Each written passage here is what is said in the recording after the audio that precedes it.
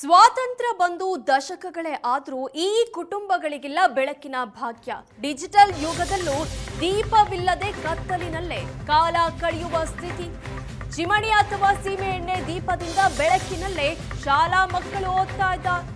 ಬೀದರ್ನ ಮೊರಖಂಡಿ ಗ್ರಾಮದ ಬಡ ಕುಟುಂಬಗಳಿಗೆ ಕತ್ತಲ ಭಾಗ್ಯ ಇಲ್ಲ. ಮೊರಖಂಡಿ ಗ್ರಾಮದ 20 ಕುಟುಂಬಗಳಿಗೆ ವಿದ್ಯುತ್ ಸಂಪರ್ಕವೇ ಇಲ್ಲ. ಜೆಸ್ಕಾಂ ಅಧಿಕಾರಿಗಳ ನಿರ್ಲಕ್ಷ್ಯಕ್ಕೆ ಕತ್ತಲಲ್ಲಿವೆ ಬಡ ಕುಟುಂಬಗಳು. ಸ್ವಾತಂತ್ರ್ಯ ಬಂದ 78 ವರ್ಷವಾದರೂ ಬೆಳಕು ಇಂದಿಗೂ ಮರೀಚಿಕೆಯಾಗಿದೆ. ರಾತ್ರಿ ಆದರೆ ಸಾಕು ಜೀವ ಕೈಯಲ್ಲಿಳಿದು ಬದುಕ್ತಾ ಇದ್ದಾರೆ ಇಲ್ಲಿನ ಜನ. ಹಾವು ಸ್ವಾತಂತ್ರ್ಯ ಬಂದು ಇಷ್ಟು ವರ್ಷ ಆದರೂ ಕೂಡ ಈ ಊರಲ್ಲಿ ಇನ್ನೂ ಬೆಳಕಿನ ಭಾಗ್ಯ ಇಲ್ಲ.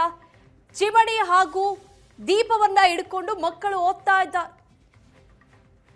ಇಂತಹ ಡಿಜಿಟಲ್ ಯುಗದಲ್ಲೂ ದೀಪವಿಲ್ಲದೆ ಕತ್ತಲಿನಲ್ಲೇ ಕಾಲ ಕಳೆಯುವ ಸ್ಥಿತಿ ಇದೆ. ಚಿಮಣಿ ಅಥವಾ ಸೀಮೆ ಎಣ್ಣೆ ದೀಪದ ಬೆಳಕಿನಲ್ಲೇ ಶಾಲಾ ಮಕ್ಕಳು ಓದುವಂತಹ ಪರಿಸ್ಥಿತಿ. ಬೀದರ್ನ ಮೊರಖಂಡಿ ಗ್ರಾಮದ ಬಡ ಕುಟುಂಬಗಳ ದುಸ್ಥಿತಿ ಇದು. ದೃಶ್ಯಗಳಲ್ಲಿ ನೋಡ್ತಾ ಇದ್ದೀರಾ. ಬೀದರ್ ಜಿಲ್ಲೆಯ ಬಸವಕಲ್ಯಾಣ ತಾಲೂಕಿನ ಮೊರಖಂಡಿ ಗ್ರಾಮದ ಸುನಿತಾ ಎಂಬ ಒಂದು ಬಡ ಕುಟುಂಬದ ಒಂದು ಮಹಿಳೆಯ ಬದುಕು ಈಗ ಕತ್ತಲಿನಲ್ಲಿ ಸಾಗಿಸುವಂತಾಗಿದೆ. ನರಕಯಾತನೆ ಜೀವನದಲ್ಲಿ ಈಗ ಬದುಕುವಂತಾಗಿರ್ತಕ್ಕಂಥದ್ದು. ಸದ್ಯ ನಿಮಗೆ ಆ ದೃಶ್ಯವನ್ನು ಕೂಡ ನಾವು ತೋರಿಸ್ತಾ ಇದ್ದೀವಿ. ಇದೇನು ಬಡ ವಿಧವೆ ಮಹಿಳೆ ಆಗಿರ್ತಕ್ಕಂಥ ಸುನಿತಾ ಅವರ ಒಂದು ಮನೆ ಆಗಿರ್ತಕ್ಕಂಥದ್ದು. ನೀವು ದೃಶ್ಯದಲ್ಲಿ ಕೂಡ ಗಮನಿಸ್ತಾ ಇದ್ರಿ. ಇಲ್ಲಿ ಈ ಒಂದು ಕುಟುಂಬಕ್ಕೆ ಈಗ ಬೆಳಕಿನ ಭಾಗ್ಯ ಇಲ್ಲಿವರೆಗೂ ಕೂಡ ಸಿಕ್ಕಿಲ್ಲ. ಕಳೆದ 75 ವರ್ಷದಿಂದಲೂ ಕೂಡ ಸುಮಾರು 20ಕ್ಕೂ ಅಧಿಕ ಕುಟುಂಬಗಳು ಈಗ ಕತ್ತಲಿನಲ್ಲೇ ಬದುಕು ಸಾಗಿಸುವಂತಾಗಿರ್ತಕ್ಕಂಥದ್ದು. ನೀವು ದೃಶ್ಯದಲ್ಲಿ ಕೂಡ ಗಮನಿಸ್ತಾ ಇದ್ರಿ.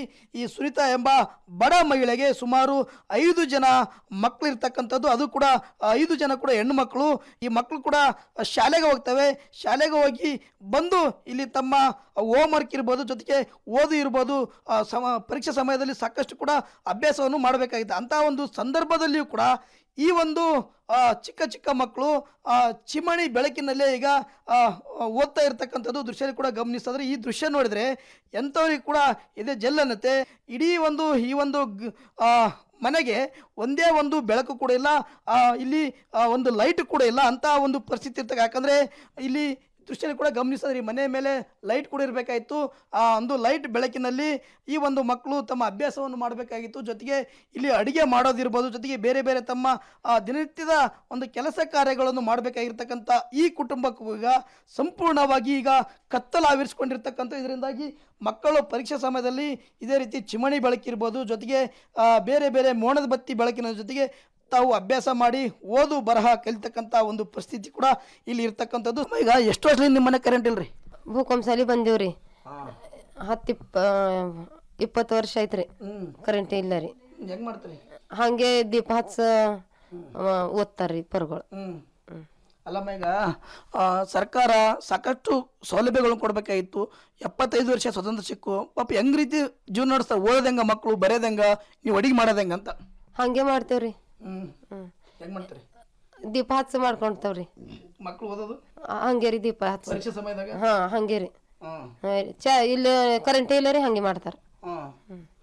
ಹಿಂಗಾದ್ರೆ ಹೆಂಗಂತ ಯಾರ ಅಂತಾರ್ರಿ, ಕುಡ್ತಾರ ಅಂತಾರ. ಯಾರು ಬಿ ಹೂನೇ ಅಂತಾರ. ಈಗ KB ಅವ್ರ ಗಮನಕ್ಕೆ ಇದನ್ನ ಈಗ ಕರೆಂಟ್ ಇಲ್ಲ ಅಂತ ಹೇಳಿ ಗೊತ್ತದಿಲ್ಲ? ಗೊತ್ತದ ರೀ. ಹೂರಿ ಅಂತಾರ್ರಿ ಅವ್ರು. ಕುಡ್ತೇವ ಅಂತಾರ್ರಿ. ಕ್ಯಾಮರಾಮನ್ ಶರಣಕುಮಾರ್ ಜೊತೆ ಪರಿಶ್ರಮ ಆಯ್ಕೆ ರೇಷನ್ ಸುವರ್ಣ ನ್ಯೂಸ್, ಬೀದರ್.